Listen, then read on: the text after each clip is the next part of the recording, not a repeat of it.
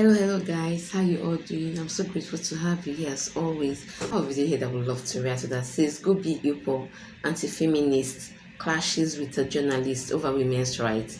Guys, let's find out what the fight is all about. Pearl Davis has racked up a legion of online followers and plenty of breathless newspaper coverage by sharing her incendiary views on modern feminism.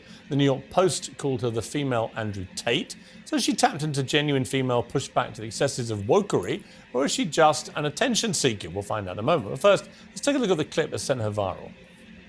A lot of people think I'm insane because I don't think women should vote. Everybody thinks I'm crazy for this opinion. If anything, this is probably my most extreme opinion. 90% of women have been on birth control. 1 out of 3 women has had an abortion. 1 out of 3 women has an STD. Average body count is over 5, so that your average wife has slept with over 5 people.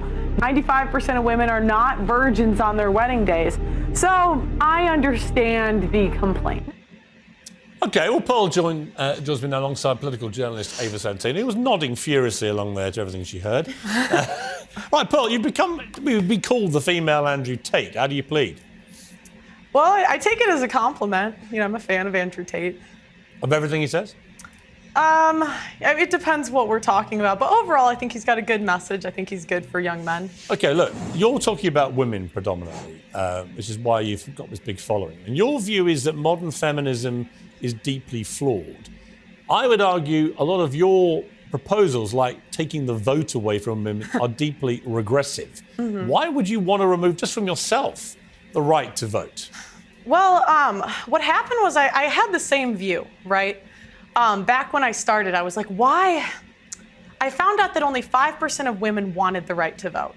And I couldn't figure out, like, why would women not? No, it's true. It's true. You look it up. At the time. At the time. Because they've been conditioned by men to think that they shouldn't have a vote. I mean, that's what they say. But, you know, I started reading their writings, right? And what I found out was that the reason a lot of women advocated for it was because they believed it was the beginning of the breakdown of the family. You know, before you became one in marriage, 85% of people were married. And, you know, I hate to say it, but they were right. What has happened 100 years later? Well, what's that got to do with them having the vote? Well, it also goes back to responsibility. Again, men are 80 to 90% of the military. They run all of the infrastructures that make society run. So I just think if we want an equal say in society, then be equal. Do 50% of the hard jobs. Be 50% of the military. In the U.S., they're fined $250,000 if they don't join selective service, which is essentially the draft. Okay, but specifically on the vote, what would having the right to vote have to do with family cohesion, for example? Well, because again, before you weren't trying to divide a family. It was one family unit. You had one vote for the family. I mean, I don't think it's good for a family to have 2 votes.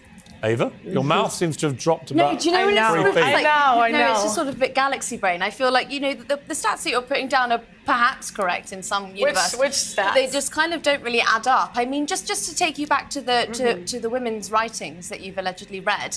I mean, at allegedly. The time, well, what do you mean allegedly? At the time that you're talking about, you know, women weren't really allowed to write. They weren't allowed to go to school. Yes, they were. Write. Yes, they were. That's incorrect. The first female property owner was in the 1600s.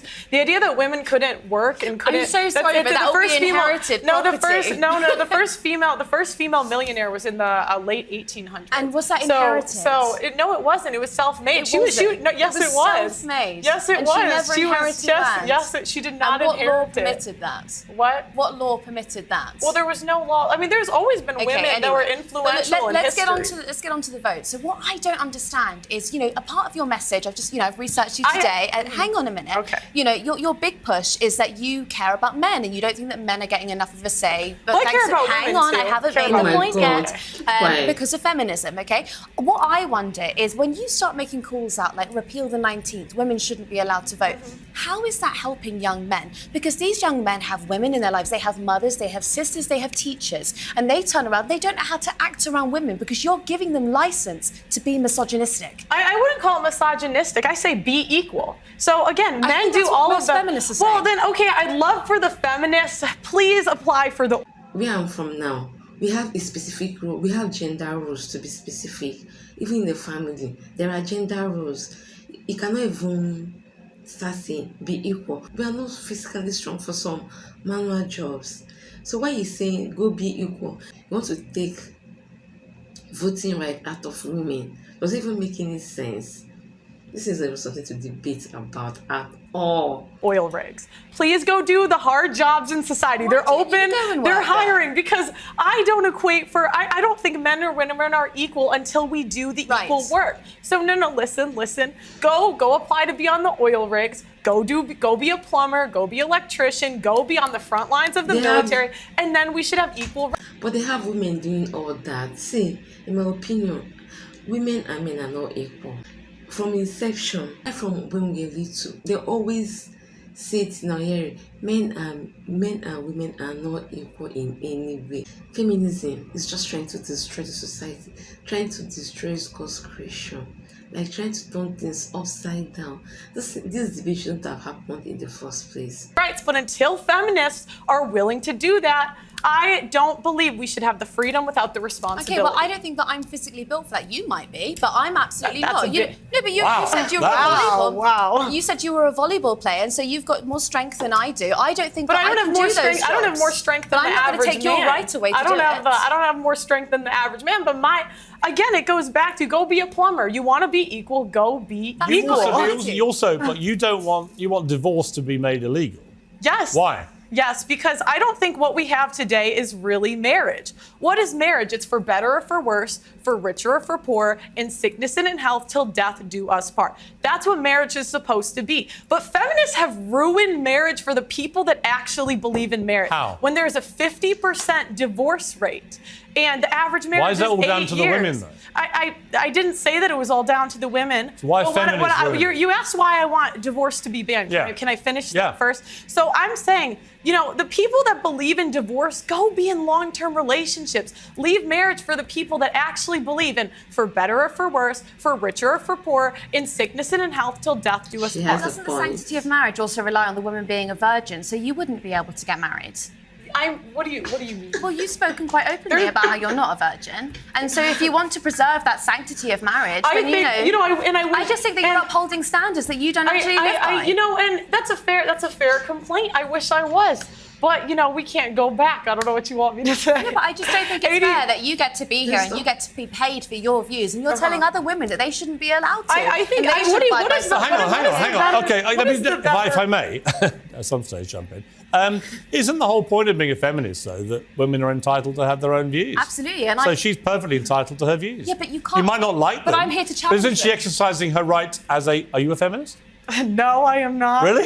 No, I wouldn't. Don't go that far. You don't want to be a feminist?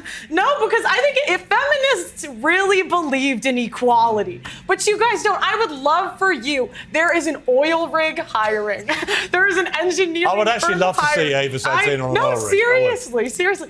There is a building being built next to my building. Go do it, feminists. Go do it. And me, I'm doing the same job that I'm doing right now. When you find the man you want to get married to, are you saying you will be with that man whatever happens the rest of your life? Yes, for the vows that we're supposed to live by. How do you know you can keep them? I mean, I think it's a choice. And that's the thing, women are so willing to leave marriages because they're not happy. This is not about happiness. The most important thing is the children. And the problem is we have a modern society where it's me, my feelings, leave when I feel like it, instead of doing what's best for the kids. Ava, I've got to say, it's a little bit listening to Andrew Tate where some of it I really don't agree with. I don't agree with the vote stuff. When I hear things like that, I think there'll be a lot of people, especially older generation women perhaps, who think, you know what, she's got a point. Well, I mean, I believe in agency, so I think that if a woman is going to look after her children in divorce, that's absolutely fine. I also believe in your right to speak your mind about it. What I don't understand, I'd like to say, even before the 1920s, Do you know what I mean? women could speak openly. I don't know why Bear is making this conversation difficult. When it's her time to talk, the other lady is always calm for her to make her point. When it's the other lady's turn to say something, she keeps interrupting her back to back. She doesn't allow her to finish her sentence. It doesn't even make sense.